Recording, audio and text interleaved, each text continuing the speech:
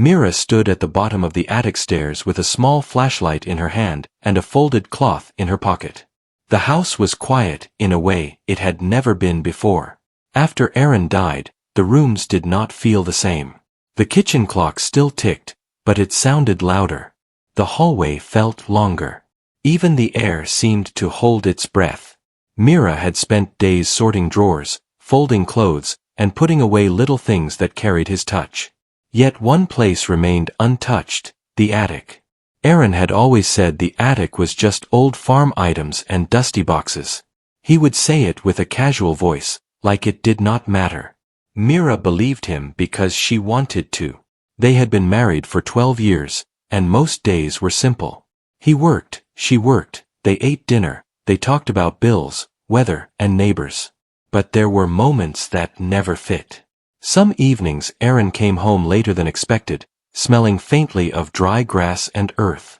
When she asked where he had been, he would smile and say he had to check something outside. He never sounded nervous. He never sounded guilty. He sounded careful.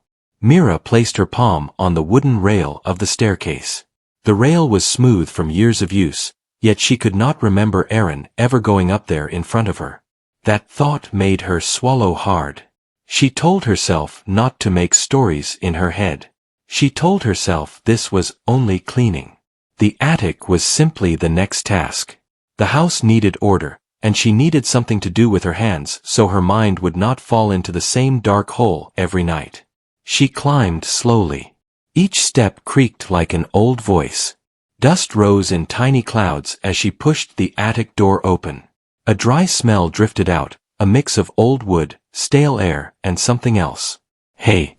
It was a familiar farm smell, but strange inside a house. Mira lifted the flashlight, and the beam cut through the dim space. The attic was wider than she expected, with slanted beams and stacks arranged along the walls. Some boxes were covered with sheets. Old tools hung from hooks. But what caught her attention first was the hay. Bundles of hay sat in neat rows, tied with rough rope. They were not scattered like trash. They were placed carefully, almost respectfully, like someone wanted them to look ordinary while making sure they stayed exactly where they were. Mira frowned. Why would anyone store hay in the attic like this? The attic was dry and safe, yes, but hay belonged in a barn, not above a bedroom ceiling. She set down her basket and walked toward the bundles. The rope was old but strong. The hay was pale and crisp, not fresh, yet not rotting either. Mira touched one bundle with her fingertips. It crackled softly. She pulled a few strands free, and they broke easily. She thought of Aaron standing outside at night, looking toward the fields. She thought of how he sometimes paused before entering the house, like he was leaving something behind him in the dark. Mira began to move the bundles one by one. She did it slowly, trying not to make a mess. Dust clung to her sleeves. Her throat felt dry. The flashlight beam shook slightly as her hand tired. As she cleared a small space, she noticed something odd. The wooden floor under the hay looked cleaner than the rest of the attic boards. The dust was lighter there, as if the area had been touched more recently. Her heart started to beat faster. Mira told herself it was nothing. Maybe a box had been moved. Maybe an animal had nested there and disturbed the dust. But the more hay she shifted, the more the pattern stood out. The bundles were arranged to cover one particular spot. She knelt and brushed the floor with her fingers. The wood felt smoother. She traced a faint line, then another, forming a rough square. It was a hatch. Small, flat, and almost invisible. Mira stared at it in silence, her mind racing through questions she did not want to ask. Why would there be a hatch in the attic floor? Why would Aaron hide it under hay? She lifted the flashlight closer. A tiny metal ring lay flush with the wood, tucked into a small groove. Mira hesitated. She could close the attic door and walk away. She could pretend she never saw it. She could keep living with only the memories she already understood. But her hands moved on their own, as if the house itself was guiding her. She hooked her finger through the ring and pulled. The hatch rose with a soft scrape. A shallow compartment appeared beneath it, lined with thick cloth. The cloth looked newer than everything around it. Myra's mouth went dry. She leaned forward and shone the light inside.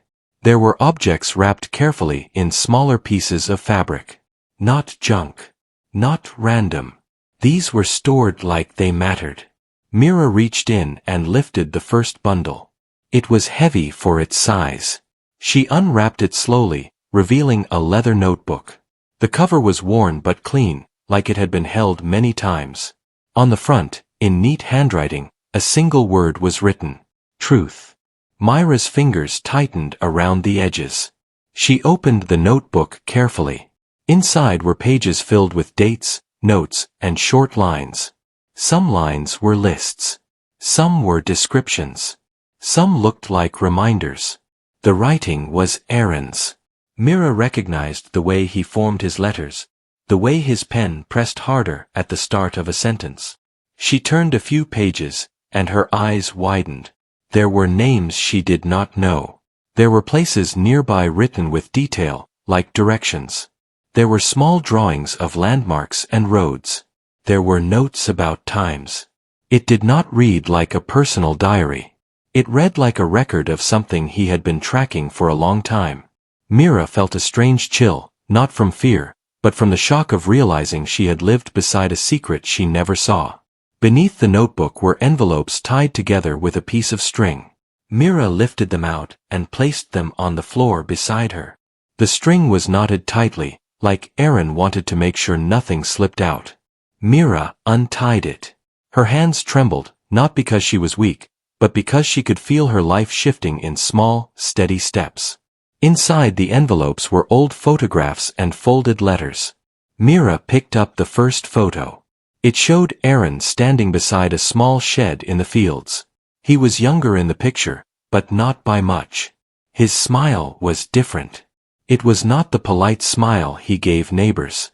It was a real smile, wide and open, like a man who had found something important. Behind him, the shed door was open, and the dark inside looked deeper than it should. Myra set the photo down and opened a letter. It was not written to her. It began with a simple greeting and then moved into careful words about responsibility, promises, and waiting for the right time. Myra read it twice, trying to understand. Her throat tightened. Aaron had been connected to something bigger than their daily routine. Something he felt he could not explain, or maybe something he believed she would be safer not knowing. She leaned back against a beam, holding the notebook in her lap. The attic felt colder now, even though the air had not changed. Myra looked around at the rows of hay bundles. They were no longer just old grass. They were a cover, a disguise, a quiet shield. Aaron had built a hiding place in their home, and he had kept it hidden even from the person closest to him. A wave of sadness came first. Not anger. Sadness. Myra wished he had trusted her enough to tell her. She wished she could ask him why. She wished she could hear his voice explain it in his calm way, like he always did when life got complicated. But beneath the sadness, something else appeared. A spark. A pull. A sense that maybe her life was not over just because his had ended. Myra had been living in a world that felt finished. Now she was holding proof that something was still moving, still unfolding. She closed the notebook gently and held it to her chest. She did not know what the truth was yet. She did not know if it would bring her comfort or more pain. But she knew one thing clearly. This was not an accident. Aaron wanted these things safe. And now, for some reason, the attic had chosen this moment to reveal them to her. Myra placed the envelopes back into the compartment, then set the notebook on top, like it belonged there. She lowered the hatch but did not press it closed fully. She sat in the dust and hay, breathing slowly, listening to the quiet house beneath her. For the first time since Aaron died, the silence did not feel like an empty space. It felt like a door opening. Myra did not sleep that night. She lay in her bed staring at the ceiling, listening to the soft sounds of the house. The wind brushed against the windows. The clock ticked in the hallway. Every small noise felt sharper than before. The notebook rested on the bedside table, wrapped in a cloth. She had brought it down from the attic with her, unable to leave it hidden again. It felt wrong to put it back where she found it, like turning away from a voice that had finally spoken. When morning light entered the room, Mira sat up and reached for the notebook. Her hands no longer shook. The fear she felt the night before had changed into a quiet determination. Aaron was gone, but his choices were still here. Whatever he had protected for so long was now part of her life, whether she was ready or not. She made herself a simple breakfast and carried the notebook to the kitchen table. Steam rose from her cup as she opened the cover. The pages smelled faintly of leather and dust. Mira read slowly, line by line, making sure she understood every word. Aaron had written clearly, without decoration. Dates filled the margins. Each page felt like a step in a long path he had walked alone. The notes spoke of land near their town, fields that looked empty but were not. He wrote about old ownership records, about promises made years ago, and about something hidden that should not be lost to time. Mira frowned as she turned the pages. This was not about money. It was not about escape. It was about protection. She reached a page where Aaron had written a short paragraph, longer than the rest. The words were simple but heavy. He wrote that some things were worth guarding quietly. He wrote that not every truth was meant to be loud. He wrote that when the time came, the right person would know what to do. Mira closed the notebook and leaned back in her chair. The right person. Did he mean her? Had he known this would happen? Or was it only hope written on a page? Later that day, Mira returned to the attic. She brought a notebook of her own and a pen. If Aaron had left a trail, she would follow it carefully. The hay bundles stood as they had before, silent and patient. She opened the hatch again and removed the envelopes one by one, laying them out on the floor. She studied each photo closely. Many showed the same places from different angles. A dirt road near the river. A cluster of trees shaped like a bent hand. The small shed appeared again and again. In some photos, the door was open. In others, it was closed. Aaron had taken these pictures over many years. The letters told more of the story. Some were written by Aaron. Some were written to him. The handwriting varied, but the message was the same. Keep it safe. Do not rush. Trust the signs. Mira realized this was not only Aaron's secret. Others had been involved long before her. She felt a strange sense of respect. Aaron had carried this quietly while living an ordinary life. He fixed the fence. He paid bills. He laughed at simple jokes. All the while, he was guarding something he believed mattered beyond himself. Mira stood and walked to the attic window.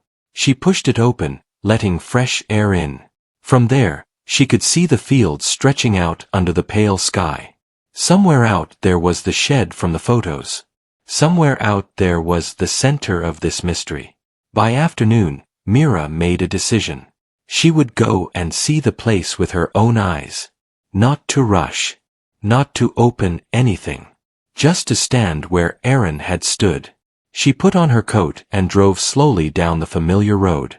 The land looked the same as it always had. Quiet. Wide. Honest. She followed the notes carefully, turning when Aaron's drawings suggested.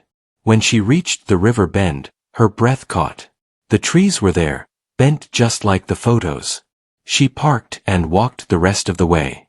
The shed stood at the edge of the field, weathered and plain. It looked old and unused, like something forgotten by time. Mira approached it slowly. Her heart beat hard, but not with fear. With recognition. She did not open the door. She only placed her hand on the wood. It was rough and cool. She closed her eyes and imagined Aaron standing there years before, making the same choice she was making now. To wait. On the way home, Mira felt lighter.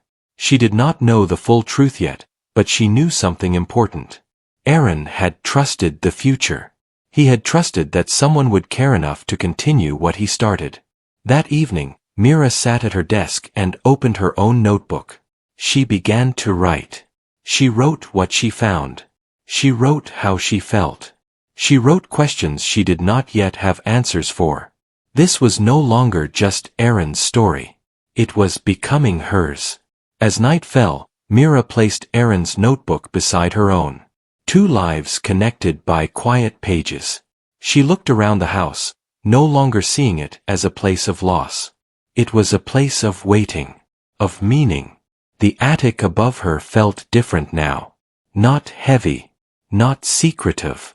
It felt like a guardian watching over something precious. Mira turned off the light and went to bed. For the first time since Erin died, her dreams were not filled with endings. They were filled with paths still unfolding. Mira woke before sunrise with a clear thought in her mind. She knew what she had to do next. The notebook had shown her places and moments, but it also showed something else. Erin had followed a pattern. He never rushed. He watched. He listened. He waited until he felt sure. Mira understood now that the secret was not meant to be uncovered in a single day. It was meant to be understood slowly. She made tea and sat by the window as the sky changed color. The fields looked calm, covered in soft light. She remembered how Erin used to stand there some mornings, holding his cup, silent but peaceful. At the time, she thought he was simply enjoying the view. Now she wondered if he was checking something, confirming that all was still well. After breakfast, Mira returned to the attic again. She felt less nervous now. The space no longer felt like a stranger. It felt like a quiet partner. She moved the hay aside and opened the hatch, taking out the envelopes she had not fully read yet. One envelope caught her attention. It was thicker than the rest and sealed carefully. Inside were folded maps. Real maps, not drawings. They were old but clear, showing land boundaries and markings. Mira spread them on the attic floor and studied them closely. Some areas were circled. Some had notes written in the margins. Erin had marked places where the land changed hands, where records did not match, where something had been overlooked. Mira felt a slow understanding form in her mind. This was about land that had been forgotten, land that once belonged to families who had left or passed away without anyone to speak for them. Erin had not been hiding treasure. He had been guarding a truth that could easily be erased if no one cared enough to protect it. One note stood out to her. It was written in bold letters, stronger than the rest. It said that the land must stay untouched until the right moment. Mira closed her eyes and took a deep breath. The weight of responsibility pressed on her shoulders, but it did not crush her. It steadied her. Later that day, Mira drove into town. She needed answers that the notebook could not give her alone. She went to the small records office near the square. The building was old, with tall shelves and quiet halls. A man named Sam worked there. He had known Erin casually, exchanging greetings and small talk over the years. Sam looked surprised to see Mira. He offered his sympathy again, his voice gentle and respectful. Mira thanked him and explained that she was sorting through some of Erin's papers. She asked if she could look at old land records near the fields outside town. Sam hesitated for a moment, then nodded. He trusted Erin, and that trust extended to Mira. He led her to a table and brought out several thick books. Mira spent hours flipping through pages, comparing names and dates to what she had seen in the attic. Slowly, the pieces began to fit. Some land had been marked as unused for years, yet taxes were still paid anonymously. Mira felt her heart tighten. Erin had been paying them. Quietly. Without recognition. He had kept the land safe not for profit, but for fairness. As the sun lowered, Sam asked gently what she was looking for. Mira did not share everything, but she shared enough. She spoke about promises, about care, about protecting what could not protect itself. Sam listened carefully. When she finished, he leaned back and nodded slowly. He told her there were rumors years ago about land disputes that were never resolved. He said Erin had asked questions back then, careful ones, respectful ones. At the time, no one understood why. Now Mira did. She left the office feeling both heavy and clear. Aaron had not lived two separate lives. He had lived one life with a deeper purpose hidden inside it. Mira realized that loving him now meant continuing what he believed in. That evening, Mira returned to the shed. This time, she brought one of the maps with her. She stood in front of the door again, feeling the same calm certainty. She unlocked it slowly. Inside, the shed was empty of objects but full of meaning. The floor was clean. The walls were marked with faint symbols carved long ago. Mira walked around the space, touching the walls lightly. This place was not meant to store things. It was meant to stand as a marker, a promise that the land would not be forgotten. As she left the shed, Mira felt a quiet strength settle in her chest. She was no longer just reacting to Aaron's absence. She was stepping into his work with her own understanding. That night, she sat at her desk and wrote a letter. She did not know yet who would receive it, but she knew it would matter. She wrote about the land. She wrote about responsibility. She wrote about truth that waits patiently for the right voice. When she finished, she folded the letter carefully and placed it inside the leather notebook beside Aaron's words. Two voices now shared the same pages. Mira turned off the light and looked around the room. The house felt steady. The silence felt supportive, not empty. Aaron was gone, but his care had not ended. It had only changed hands. Mira spent the next few days thinking more than speaking. She moved through the house quietly, but her mind stayed active. Every object seemed connected now. The chair where Aaron sat each evening. The boots by the door with dried soil on the edges. The old coat he never threw away. These were no longer just memories. They were signs of a life built with care and intention. On the fourth morning after visiting the shed, Mira returned to the attic once more. This time, she did not feel like a visitor. She felt like a keeper. She moved the hay aside with confidence and opened the hatch fully. The space beneath it no longer felt secret. It felt honest. She took out everything and placed it neatly on the floor. The notebook, the letters, the photos, the maps. She sat cross-legged and began organizing them by date. As she did, a clearer picture formed. Aaron had started this work many years ago, long before they were married. He had continued it quietly, even as life moved forward around him. One letter stood apart from the others. It was sealed and marked with a small symbol Mira had not noticed before. She opened it carefully. Inside was a single page written in Aaron's hand. The message was simple but direct. He wrote that if anyone ever read this letter, it meant he could no longer protect the land himself. He wrote that the responsibility should pass only to someone who understood patience, fairness, and care. Mira felt tears rise in her eyes, not from sadness, but from recognition. He had been writing to her, even if he did not know it yet. That afternoon, Mira made another decision. She would speak to the families mentioned in the notebook. Not to accuse or demand. Only to listen. Aaron had always listened first. She believed that was why people trusted him. She started with an elderly woman named Rosa, whose name appeared several times in the notes. Rosa lived in a small house near the edge of town. When Mira knocked, Rosa opened the door slowly, her eyes sharp despite her age. Mira introduced herself and explained why she had come. She did not mention secrets or hidden things. She spoke about land, history, and care. Rosa listened closely. After a long pause, she nodded and invited Mira inside. Over tea, Rosa spoke about her family. About land they once tended. About promises that faded when people moved away or passed on. She spoke without bitterness. Only with quiet acceptance. When Mira mentioned Aaron's name, Rosa smiled softly. She said he had come to her years ago with questions. He had asked respectfully. He had never pressured her. He had simply wanted to understand. Mira felt warmth spread through her chest. Aaron had not worked alone. He had built trust slowly, one conversation at a time. Over the next 2 days, Mira spoke with others. Each meeting added another layer of understanding.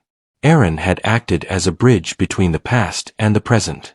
He had kept records not to claim power, but to prevent loss. One evening, Mira returned home exhausted but steady. She sat at the kitchen table and looked at the notebook. She realized something important. Aaron had never intended for this to remain hidden forever. He had been waiting for the right moment and the right voice. That moment had arrived not through planning, but through loss and love. Mira began preparing documents. She worked with Sam at the records office, carefully and openly. She shared what needed to be shared. She protected what needed protection. It was slow work. Some days were frustrating. Some nights she doubted herself. But every time doubt appeared, she remembered Aaron's calm presence and steady patience. One afternoon, while sorting papers, Mira found a final photo tucked inside the back of the notebook. She had missed it before. It showed Aaron standing in the field at sunset. He was not smiling at the camera. He was looking toward the horizon. The image carried peace. Not secrecy. Not fear. Just quiet purpose. Mira placed the photo back and closed the notebook. She stood and walked to the window. The fields outside looked unchanged, but she knew better now. They held stories. They held responsibility. That night, Mira wrote another letter. This one was addressed to the local council. She explained the history of the land, the gaps in records, and the importance of fair restoration. She wrote clearly and calmly. She did not demand action. She invited understanding. When she finished, she felt tired in a good way. The kind of tired that comes from meaningful effort. She placed the letter beside the others and turned off the light. As she lay in bed, Mira thought about how life had shifted. She had started this journey in grief, cleaning an attic to escape silence. Now she was standing in purpose, carrying something forward. The house no longer felt like a place that echoed loss. It felt like a foundation. The attic above her felt lighter. Not because its secret was gone, but because it was no longer alone. Mira closed her eyes with a calm heart. She did not know how everything would end. But she knew she was walking the right path. And for the first time since Aaron died, that was enough. Mira woke on a quiet morning with a feeling she had not felt in a long time. Peace. Not the kind that comes from forgetting pain, but the kind that grows after carrying it with care. Sunlight filled the room, soft and steady. The house no longer felt like a place holding its breath. It felt awake. She dressed slowly and went to the kitchen. As she poured water into the kettle, she noticed how natural everything felt again. The routine no longer felt empty. It felt meaningful. Aaron's notebook rested on the table, beside her own. 2 books. 2 paths joined. Over the next few weeks, Mira continued the work she had started. She met with officials, neighbors, and families connected to the land. She spoke calmly and listened carefully. Some people were surprised. Some were unsure. But most were willing to hear the truth when it was shared with honesty. The land records were reviewed openly. Old claims were re-examined. Gaps were filled with care. It was slow work, but it was fair work. Mira made sure no one felt pushed aside. She remembered Aaron's words about patience. She remembered how he believed truth should be protected, not forced. One afternoon, Mira stood near the shed again. This time, she was not alone. Several people stood with her, including Rosa and Sam. They looked at the land not as owners, but as caretakers. Mira spoke quietly about history, about responsibility, and about choosing what kind of future they wanted to build. No one argued. No one rushed. The decision was clear without being loud. The land would be preserved and shared. Its story would be remembered, not erased. As the group slowly left, Mira stayed behind for a moment. She placed her hand on the shed door, just as she had before. The wood felt warm under the sun. She smiled softly, feeling Aaron's presence not as a shadow, but as a steady light. That evening, Mira returned home and climbed the attic stairs one last time. She moved the hay aside and looked at the space beneath it. The hatch no longer needed to be hidden. She cleaned the attic fully, placing the hay neatly in storage where it belonged. She sealed the hatch properly and marked it clearly. She did not erase the past. She honored it by making it open. Mira placed the notebooks together in a wooden box and set it on a shelf in her study. She added labels, dates, and notes so that anyone who found them in the future would understand their meaning. She wanted the truth to remain protected, but never lost again. As night fell, Mira sat in her living room with a blanket around her shoulders. The house felt different now. It no longer echoed with unanswered questions. It held stories that had found their place. She looked at a photo of Aaron on the wall. She did not feel the sharp pain she once did. She felt gratitude. He had trusted the future enough to leave something meaningful behind. And she had been strong enough to carry it forward. Before going to bed, Mira opened the window and let fresh air in. The fields outside were quiet, resting under the stars. She knew they were safe now. Not because they were hidden, but because they were understood. Mira lay down and closed her eyes. Sleep came easily. Her dreams were gentle. They were filled with open land, clear skies, and steady footsteps walking forward. The attic above her was no longer a place of secrets. It was a symbol of trust. And Mira knew that while loss had changed her life, it had also revealed her purpose. The truth had waited patiently. And now, it had found its voice.